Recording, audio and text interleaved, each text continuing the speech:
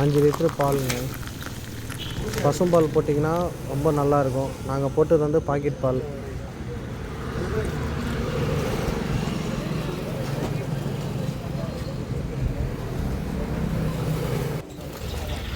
Bread 6 packet வேணுங்க.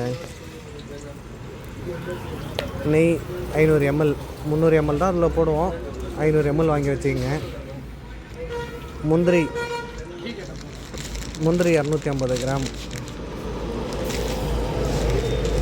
திராட்சை 250 gram. Velleri விதை 250 கிராம்.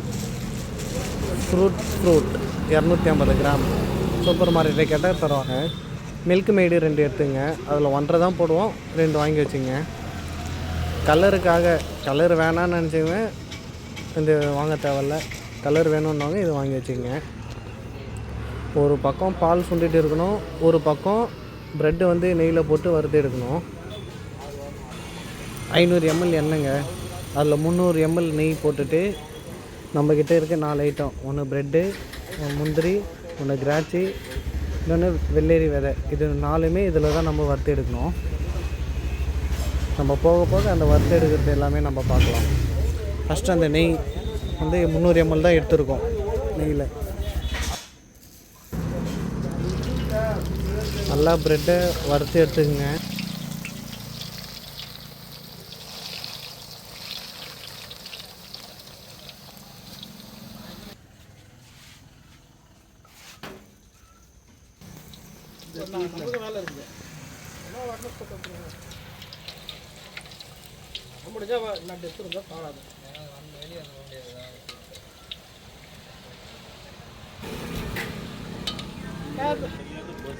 அந்த கலர் பவுட்ரு அந்த பால் கொதிக்கும்போது, ஓரளவு கொதிக்கும்போது போட்டுருங்க. பால் பச்சை வாசனை போகிற வரைக்கும் நல்லா கொதிக்க விட்ருங்க. கொஞ்சம் கொஞ்சமாக அந்த கலர் சேஞ்ச் ஆகிடும்.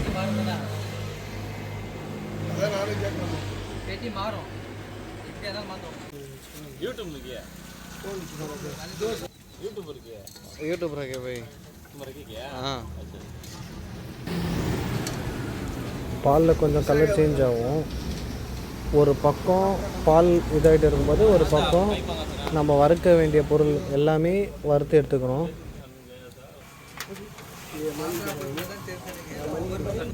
வறுத்த ப்ரெட்டு அப்படியே அந்த பாலில் போட வேண்டியது தான்.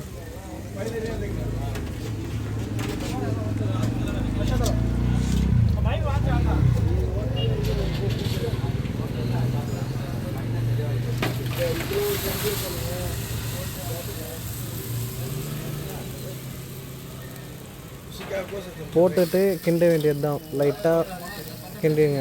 உடஞ்சாலும் பிரச்சனை இல்லை.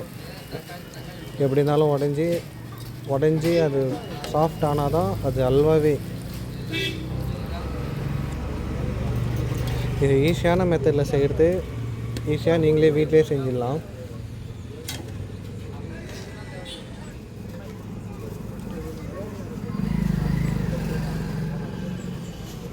நல்லா சுண்ட விட்டுருங்க. நல்லா ஈரப்பதம், அந்த பால் எல்லாமே அதில் ஒட்டிடணும். அது கூட சர்க்கரை 3 கிலோலேருந்து 3.5 கிலோ டேஸ்ட்டுக்கு ஏற்ற மாதிரி நீங்கள் போட்டுங்க. ஏன்னா நம்ம மில்க் மெய்டு சேர்க்கறதுனால நாங்கள் 3 கிலோ மட்டும்தான் போட்டிருக்கோம்.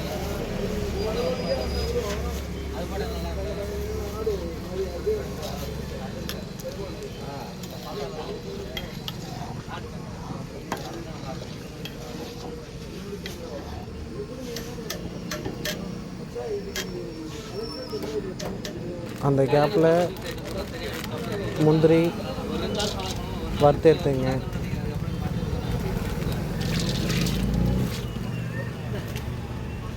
அந்த நெய்யில் வறுத்து எடுத்தால் தான் அந்த முந்திரியே டேஸ்ட்டாக இருக்கும். திராட்சை 250 கிராம் அதையும் போட்டு எடுத்துருங்க. போட்டு எடுத்ததுக்கப்புறம் அது திராட்சை மாதிரியே இருக்காது, உங்களுக்கு மலாட்டை பயிர் மாதிரி ஆகிடும். ஆனால் போட்டோன்னே எடுத்துருங்க. எதுவுமே முந்திரி மட்டும் கொஞ்சம் நேரம். அந்த வெள்ளரி விதைன்னு இருக்குல்ல, அந்த வெள்ளரி விதை மட்டும் எப்பயுமே உஷாராக இருக்கணும். போட்டு ஒரு 2 செகண்டில் எடுத்துடணும். விட்டிங்கன்னா அப்புறம் இனிப்பு ப்ரெட் ஆம்லெட் இல்லை, கசப்பு ப்ரெட் ஆம்லெட்டாக மாறிடும். போடும்போது கொஞ்சம் தூரமாக நின்று போடுங்க, டப்பு டும்முன்னு வெடிக்கும். இப்போ போட்டோம்ல 2 செகண்ட் கூட இல்லை, எடுக்க ஆரம்பிச்சிட்டோம்.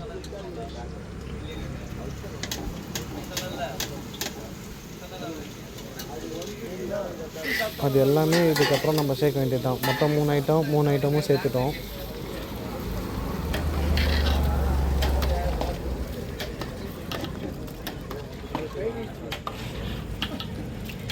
நல்லா கிண்டி விட்டுருங்க. ஏன்னா நம்ம சர்க்கரை போட்டிருக்கோம், முந்திரி போட்டிருக்கோம், திராட்சை போட்டிருக்கோம், வெள்ளரி விதை போட்டிருக்கோம். எல்லாமே கொஞ்சம் திக்னஸ்ஸாக மாறணும், கொஞ்சம் சாஃப்டாக மாறணும். நம்ம எவ்வளோக்கு எவ்வளோ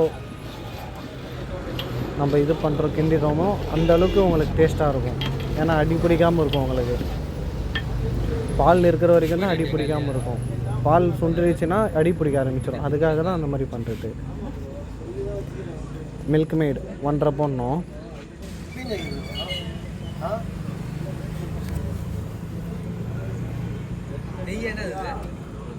मिल्क मैड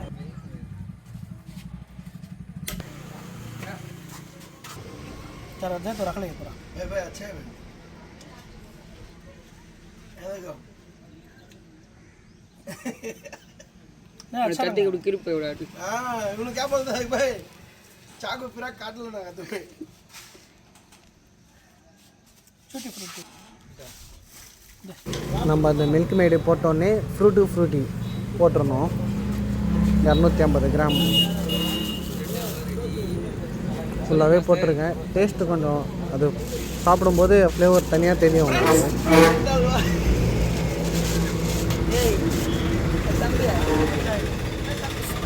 ब्रेड हलवा रेडी भाई खजूर डालते भी अच्छा रहेगा सुन ना அதெல்லாம் இல்ல சாப்பிடணும் அந்த நம்ம இதெல்லாம் எப்பயுமே கறி கொடுத்தோம் அதெல்லாம் இல்ல அந்த மும்பைல தான் அந்த மாதிரிலாம் பண்ணுவாங்க இங்கெல்லாம் நமாஸ் முடிஞ்சதா நான் சாப்பிட்டோமா வேலையை பார்த்தோம் அவ்வளோதான்.